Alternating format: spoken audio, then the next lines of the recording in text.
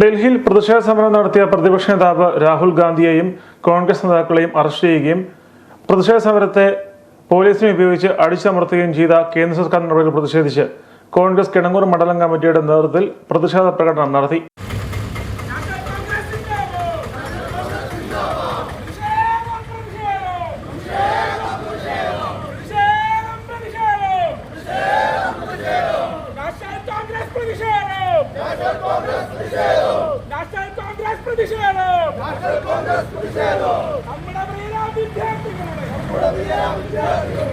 പ്രതിഷേധ സമ്മേളനം DCC general secretary VK Surendran ഉദ്ഘാടനം ചെയ്തു.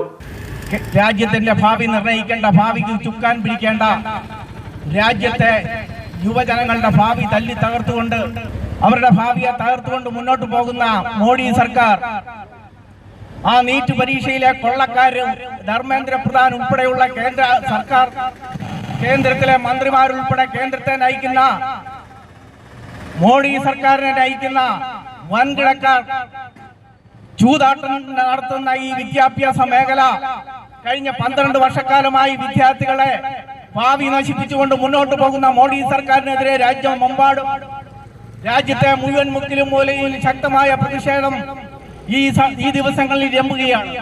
മണ്ഡലം പ്രസിഡന്റ് ജോസ് കളറാത്ത് അധ്യക്ഷനായിരുന്നു.